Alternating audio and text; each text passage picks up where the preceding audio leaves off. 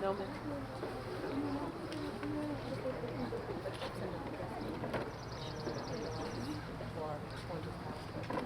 morning, and welcome to the City of Lawndale's Memorial Day Remembrance Ceremony. Thank you for joining us today as we pay tribute to those that have lost their lives defending and serving our great nation. Please stand for the raising of the flags by the Hawthorne High School Junior Naval ROTC, led by Ronald Gray, Chief Petty Officer, United States Navy, and Donald Urquidez, Retired Commander, United States Navy. Please raise the colors to full staff.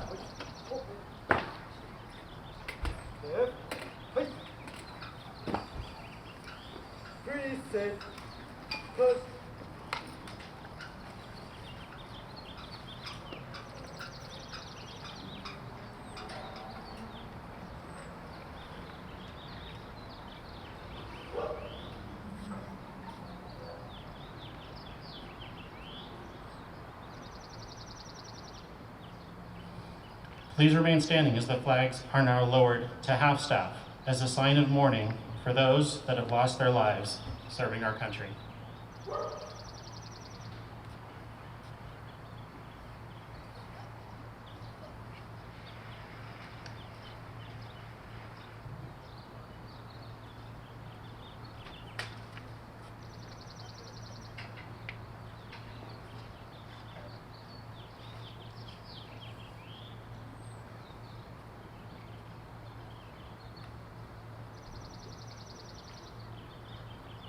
As the color guard have presented the colors, we will be following it with the 21-gun salute and a performance of taps played by Jason Hemmons.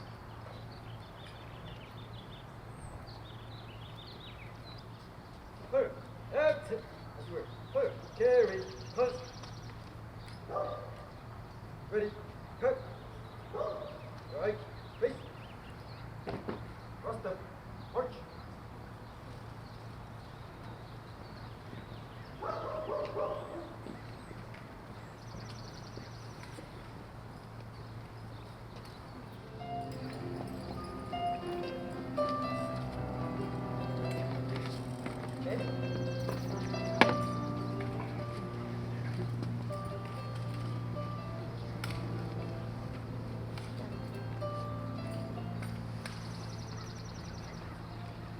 Underguard, attention! Port, arm! Take off safety.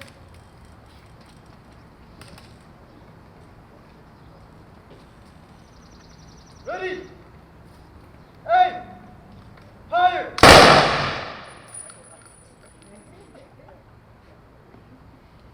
Ready?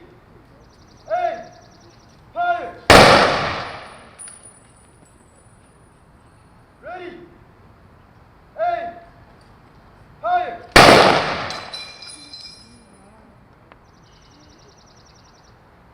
Set, face! Reset, arm!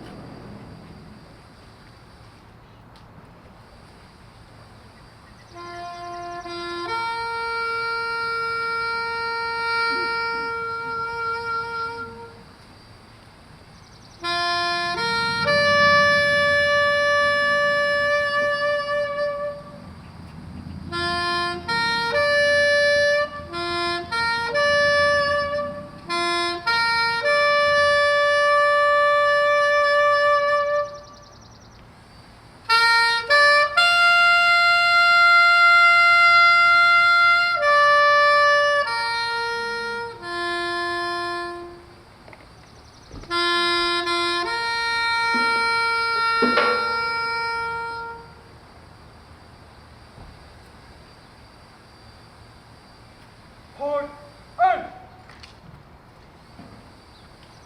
Crescent, arm!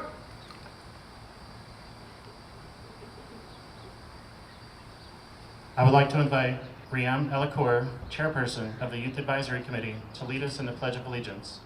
Please remain standing and remove your hats if you're wearing them.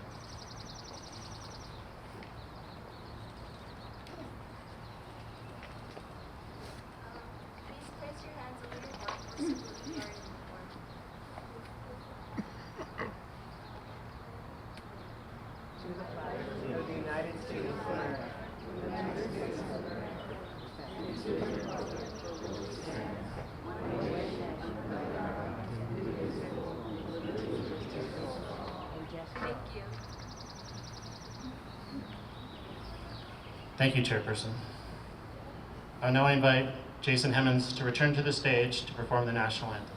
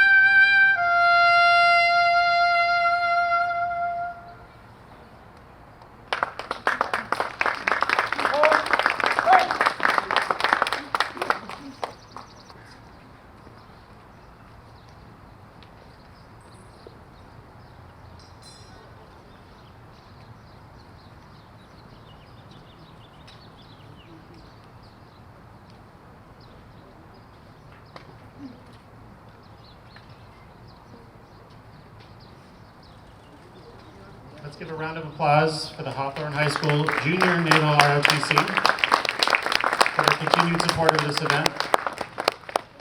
And a round of applause for Jason Hemmons for those stirring performances.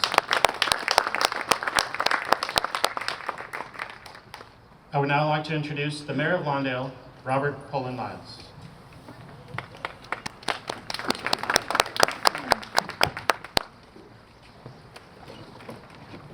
Okay, good morning, everyone.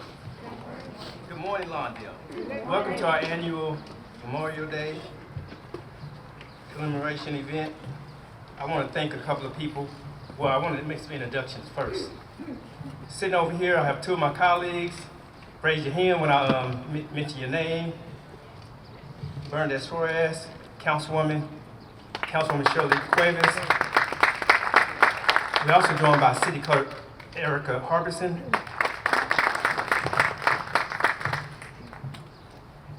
Okay.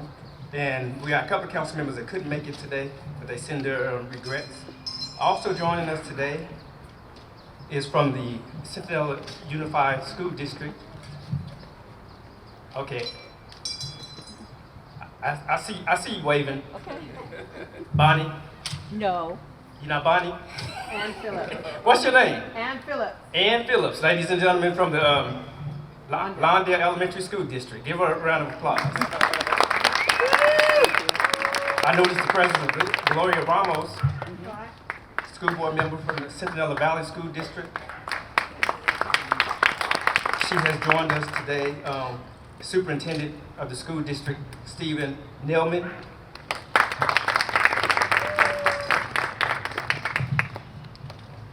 Okay, let's see. I got our city manager, Dr. Sean Moore is here. And of course, the First Lady of Lawndale, Lena Pullen.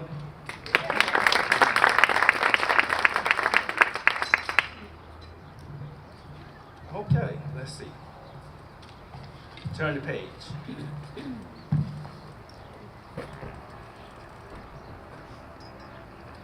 Okay, we got a couple special guests today. This first special guest has been with us for a long time. She comes every year. She's forever faithful to the city of Lawndale. She represents the city of Lawndale in the United States House of Representatives, representing the 43rd Congressional District, ladies and gentlemen, the Honorable Maxine Waters.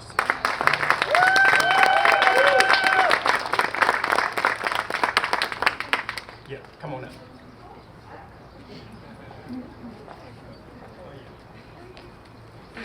Yeah, this is the bathroom is right. Good morning, Lawndale. Good morning. Thank you, Mayor Pullen Miles and members of the City Council for inviting me to join you again for your Memorial Day ceremony. If you had not invited me, I'd be very angry with you because I've been here every year since I was elected to office. So thank you for remembering. I'm proud to again see the Hawthorne High School Naval JROTC cadets at this ceremony, and we'll see them again in about an hour in Hawthorne. Give them a big round of applause.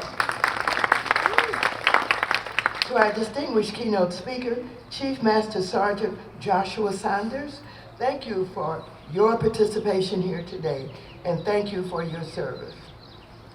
Ladies and gentlemen, this is a very special day, and of course, we come today because we honor those who have made the supreme sacrifice. And it's a great honor for me to be here with you on this special day, when we take time to honor and remember the brave military service members who paid the ultimate sacrifice in defense of our great nation. Today, our nation observes Memorial Day. Since the beginning of the nation, patriotic men and women have stepped forward to serve in the armed forces because they believe in the ideals the United States stands for: peace, liberty, and freedom, and justice for all. Many of those men and women sacrificed their lives for all of us and for our country. Our Memorial Day, on this day, we pay homage to their sacrifice. Today serves as a solemn remember that our security and liberty are possible because of the men and women in uniform spanning every generation since the Revolutionary War. Memorial Day has its roots in Decoration Day, a day when Union Civil War veterans honor the soldiers who had died in conflict. This sacred holiday has additional roots in a commemoration organized by freed slaves and white missionaries in South Carolina following the end of the Civil War. To have healed from the tragedy of the Civil War, Americans across the country decorated the graves of veterans with flowers to symbolize the renewal of life.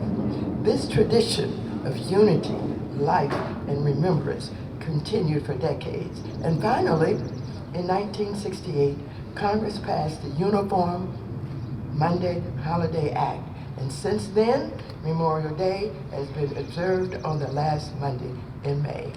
The residents of our community and our state deserve the opportunity to say thank you to some of the bravest Americans who have ever lived, and remember those who have been lost.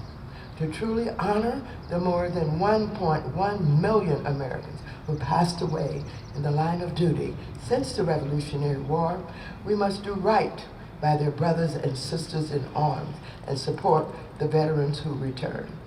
And while we honor all of those who have made the ultimate sacrifice, we cannot forget the veterans who made it back and who expect their nation to honor its promises to them, to make sure that they have a decent quality of life. As a representative of the 43rd District of California in the United States Congress, I'm forever committed to the brave men and women who put on the uniform of our great country and volunteered to protect our liberties and our way of life. There are more than 16 million veterans in the United States, 1.8 million veterans right here in California, and about 240,000 veterans here in Los Angeles County. Our veterans have been promised health care. Our veterans have been promised educational opportunities. Our veterans have been promised a decent quality of life. As an elected official, it is my responsibility to not only honor our veterans, but to ensure that veterans receive the benefits and services they have been promised.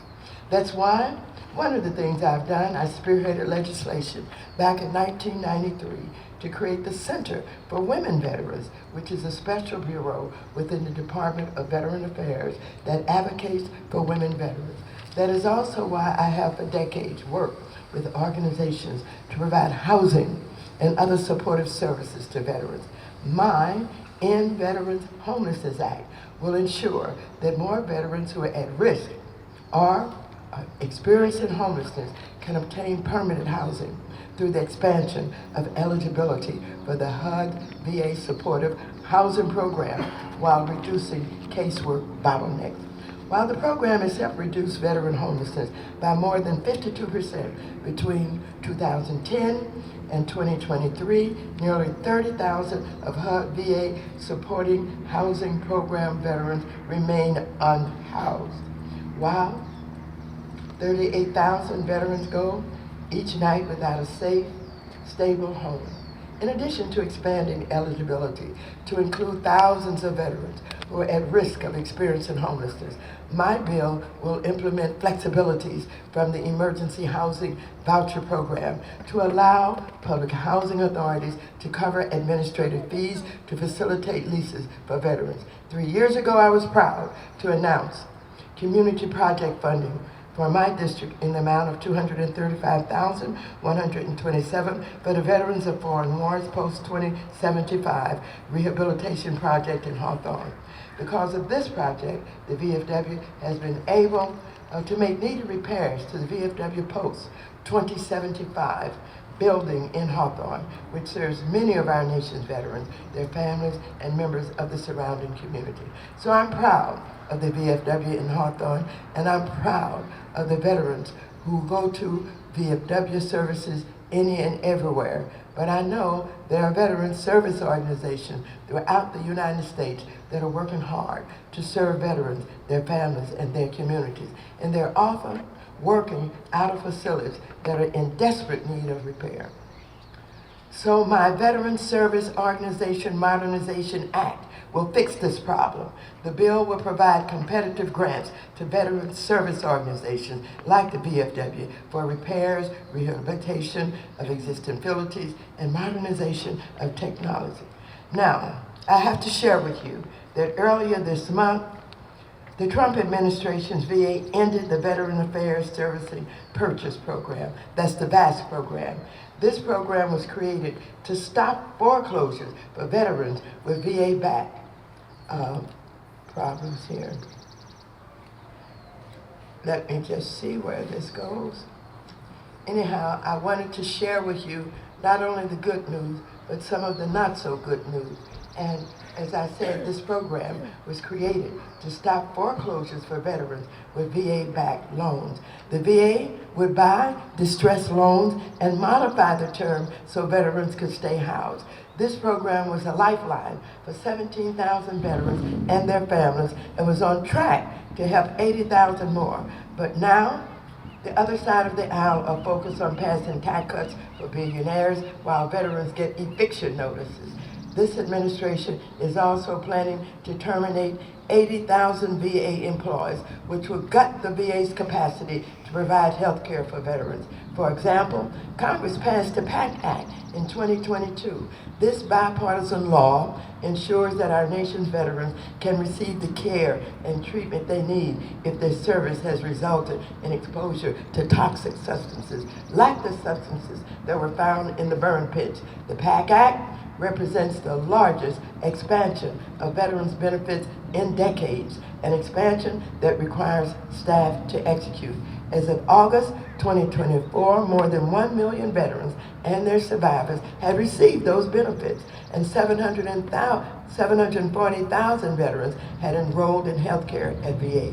But all of this is threatened now. And of course, my heart is broken, and I want you to know that so many members of Congress on both sides of the aisle who support veterans also have broken hearts. It is our solemn duty to protect the men and women who have served our nation with honor and courage. When the government reduces an agency established to serve veterans, it betrays them. Additionally, many veterans are themselves government workers. Many of our service members continue their service to our country after they conclude their military service by becoming civilian workers at federal agencies. In fact, veterans are 30% of the federal workforce. More than 640,000 veterans work for the federal government before this administration began all of these layoffs. And so, ladies and gentlemen, I have taken way more time than I should have taken. But I want you to know, not only do I love and care for our veterans, and my heart and my soul is with those who gave of their lives and who made that ultimate sacrifice. And of course, I love Lawndale. Lawndale is a wonderful city that is managed so well. We don't have the problems in Lawndale that we have with a lot of those other cities, and I appreciate that. Thank you, Lawndale. Thank you for everything that you do. And while I had a lot more I could say, I am not the major speaker. I just took advantage of you just a little bit. Thank you so very much.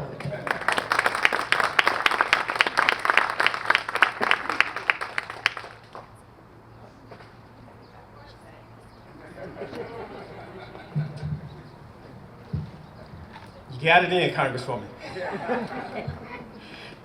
At this time, I would like to introduce to you another special guest to the podium. Please welcome the Honorable, for the first time here in the city of Lawndale, but one of many, Senator Laura Richards from the California State Senate, representing the 35th Senate District.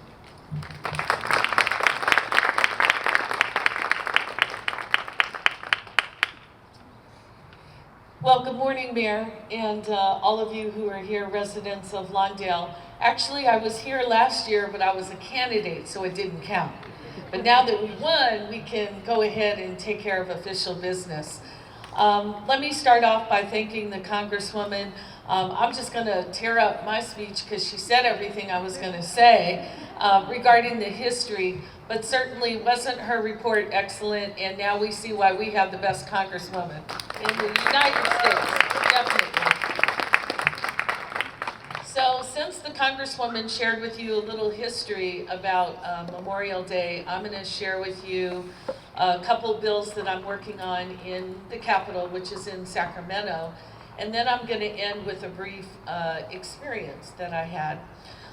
In the Capitol right now, where each house is working on their bills, and those bills went to appropriations, which tells us can we afford them, and then they go to the other side of the house. So two bills that we worked on that I think you would find important. One is the Gold Star Mothers Program. We extended funding for that, and what the Gold Star Mothers Program, if you're not familiar, if a mother loses a husband or a son, there are funds available and housing. We have one beautiful housing complex in Long Beach where Gold Star mothers can live, but there's also money where they can get assistance to purchase a home to help in the assistance of losing their son, daughter, or husband. So that's one thing we worked on. The second thing is I'm working on a bill. It's called SB 777, and it's regarding cemeteries. And if you can imagine, in the state of California, we have 6 abandoned cemeteries. 2 of them are in my district. And those cemeteries, unfortunately, house many people who have served back into the 1800s. When people came here looking for gold, many cemeteries along the way where people stopped and didn't make it to that ultimate place that they wanted to be.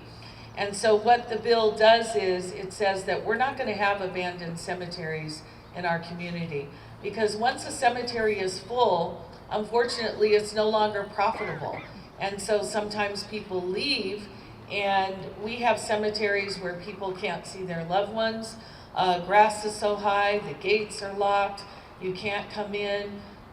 Markers are being removed. I mean, it's just a very horrible thing.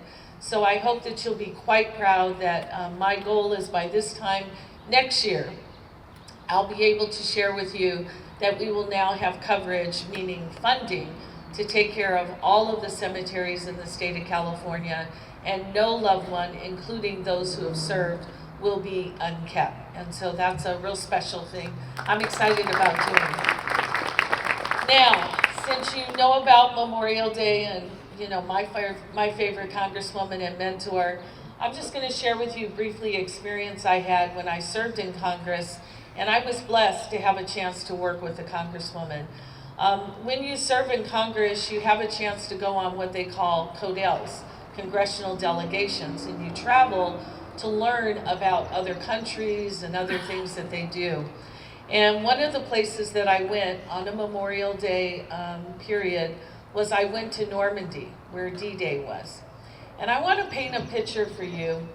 When I went to D-Day, and many of you hopefully have seen some of the movies and where you see the young men were coming across on the boats and leading up to the beach.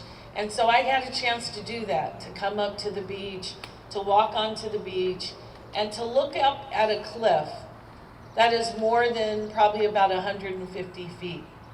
Now imagine trying to climb up a cliff. First of all, just to climb up a cliff is a feat, let alone if someone is shooting at you is a feat. And to be able to, how many of us would be willing to climb up that cliff knowing that they probably were not going to make it up to the top? But why did they continue to climb up the cliff? Because they knew if they climbed up, there was a chance that the person behind them was going to be able to get to the top of the cliff. And I want to paint a picture for you. You see the stage here? When you go to Normandy and you walk there, there are hallowed areas as big as this that you walk on, where bombs were dropped. And imagine trying to climb up this cliff, get to the top, be able to take the weapons away from our enemies, and to be able to conquer that hill. Imagine a hole as deep as this, and they're all over, like 50 of them, and you're walking, and it's just hard to imagine how anyone could have survived. But some survived because some did not survive. And I want to challenge you, I heard all this week, they talked about our fallen soldiers. They're not fallen. If you know anyone who's ever served and they're no longer with us, they did not fall. In fact, they fought. And there's still, in our hearts, things that we can remember. And so I want you not to think of them as fallen. I want you to think of them as strong, of fighting, of climbing that cliff, getting to the top, bombs falling, and still pushing forward. Still pushing forward. So today, this day of Memorial Day, I remember those that walked up that hill. I remember those. Unfortunately, we are losing as many to suicide today as we are losing that are unfortunately in combat. Why? Because we have to do, when I say we, I mean the government, all of us, we have to do a better job of when they come home, it's welcome home and there's a home. There's a home of a place to stay. There's a family to understand the challenges.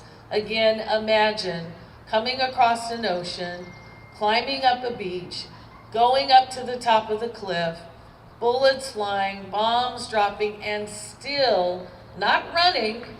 They didn't run to the side, they pushed up. And the reason why we know they did was because those behind them were able to take over that cliff. And so today is a Memorial Day that we can say we're grateful that we know men and women who choose. Our current armed forces is a voluntary armed service. That means that they go because you don't have to go, because your son may not go, because your daughter may not go, but they choose to go. They give up being, are they going to be the next doctor? Are they going to be the next whatever? They go because they want to make sure that we can go, that we can live in a beautiful city like Lawndale and be thankful for what they did for us. And Chief Master, thank you for your service, for all the men and women that you represent, and know that we're very grateful. Thank you very much. Yes.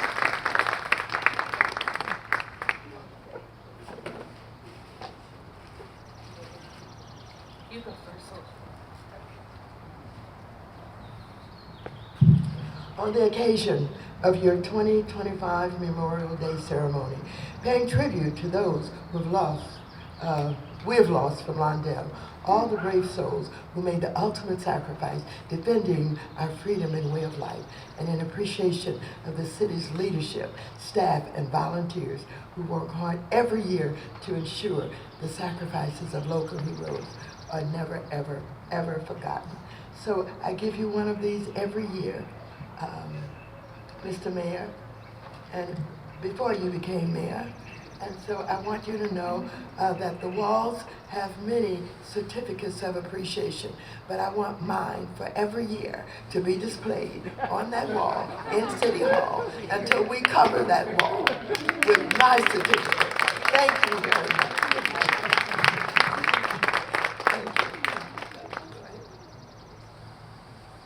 Amen to all of that. Did you want to invite up your council to take a picture with us? Yeah. Oh, okay, here we go. And we almost had. Almost filled up the wall. Filled up the wall. we were just about there. This is right here. If not, I have another one next year for you.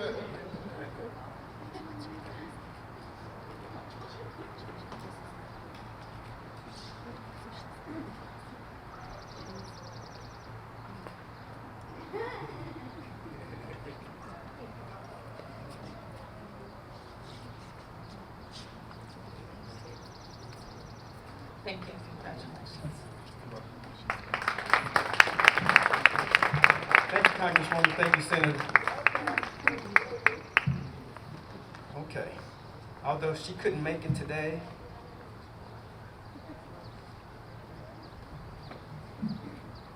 but our supervisor, Holly Mitchell, wanted to represent with this certificate. It is fit for framing. Right. That's from the Honorable Supervisor Holly Mitchell. At this time, I'm going to ask Jason to come back to the podium.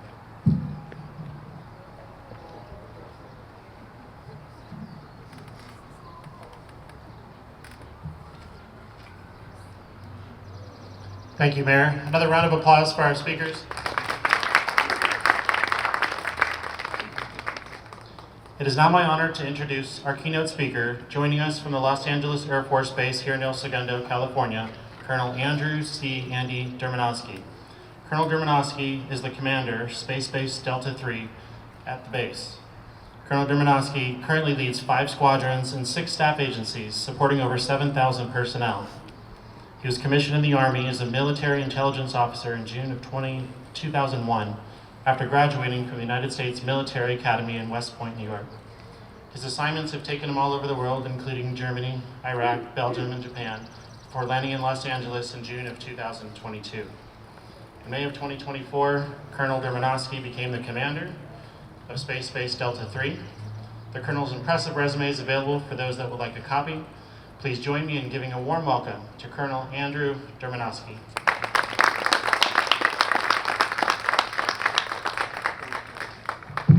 All right, that's a tough act to follow after those ladies.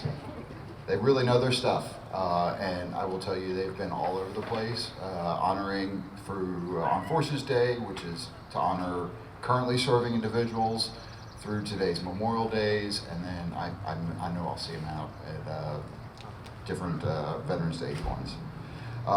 Mayor, thank you for having me here, for you and your staff. Almost didn't make it. That's why some of the stuff said Chief Sanders, because he was going to have to fill in for me, but I was able to wave that off.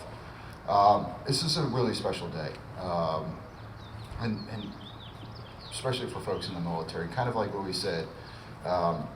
It's a chance to remember our brothers and our sisters who have made the ultimate sacrifice. In 2004, I was on my second deployment, second trip to Iraq, and we're getting pretty close to the end of the tour. It was December time, and we were sending out convoys to go pick up a bunch of our teams scattered all over Iraq. And on one of those, one of the first instances of a double IED went off, and we lost Sergeant Carrie Gazowitz. She's not known. Nobody really knows who she is outside of those of us that were there. And we still remember her, and I would imagine she's probably a lot like Contreras on the wall over here of just, he's a person that made an impact on everybody's life. 20 years later, we still remember her. Whether it's today, whether it's that day in December. There's a few of us, we're now old timers that are still in uniform. A lot of us, many more went on to civil service and they're scattered throughout the government. And most of them, most of my peers that were there, we were young then, we're a little bit older now, are scattered throughout communities all over the world. You know, and we were just going on Facebook the other day and looking at a reunion, and I just missed somebody living up in Hollywood that I didn't even know was there. And we're everywhere. Vets are everywhere in your community, and they all have a story. A few years later, I was stationed in Belgium. By then, I had completed a third deployment to Iraq, moved 3 times, and found myself in command of a unit in Belgium. Memorial Day weekend was spent going to various ceremonies like these, but at our American cemeteries overseas. Much like Normandy, we have many of these cemeteries overseas, and one of them is a place called Flanders Field. And it's Flanders Field, not just because of the poem, but because of what I saw there that was really, really touching and still resonates with me today. Every year, the kindergarten class, and these are kids that live in Belgium, speak Flemish, and the war dead were there were buried over 100 years ago from World War I.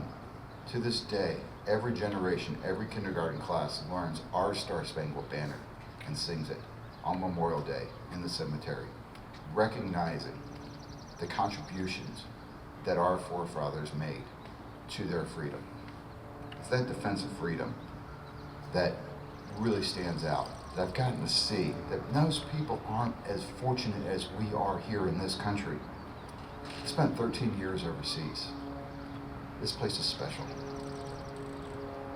Today's young men and women, those Navy ROTC, junior ROTC cadets, on through our young folks that are deployed all over the world, out in harm's way, so that our adversaries can't harm this country, our way of life, or put our freedom at risk. I'm part of the Space Force now, as he was saying, no longer part of the Army, but that's our invisible front line. It's night and day, young Guardians guard our access to space that makes our way of life possible. So, today is like today. When we remember those that have made the ultimate sacrifice, we also pray that no one else has to. Do not doubt that this next generation is ready to defend this country. I've seen their commitment. I've seen their drive. They and their families will sacrifice so that we can all prosper. Those Gold Star families and our federal families, they're all throughout this community. Remember them as well.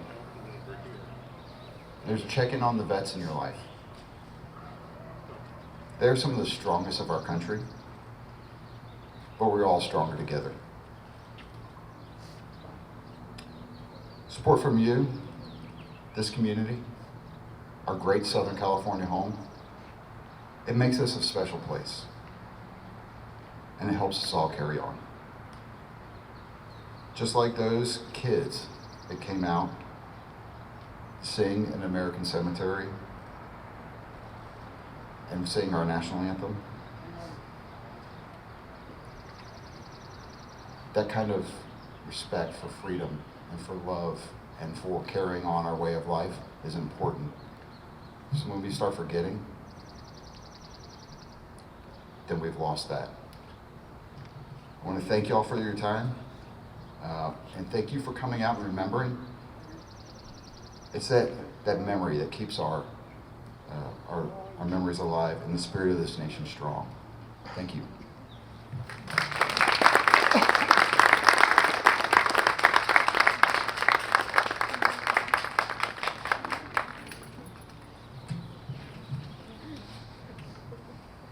Thank you, Colonel, for those remarks. It is indeed an honor to have you with us here today, and I can't thank you enough for your service and your patriotism. Standing here in front of the Lawndale Memorial Wall, thinking about the Lawndale residents that have served and paid the ultimate price, is a humbling reminder of the cost of our freedom. Today, we honor those 23 Lawndale residents that have their names on the wall behind me. Behind you are 23 flags, each representing a hero whose name is on the wall. Please take a moment to acknowledge these residents as we humbly say thank you for your courage and dedication to our great nation. As we reflect on the words of all the dignitaries that spoke today, I would like to ask everyone to join in a moment of silence to honor these heroes.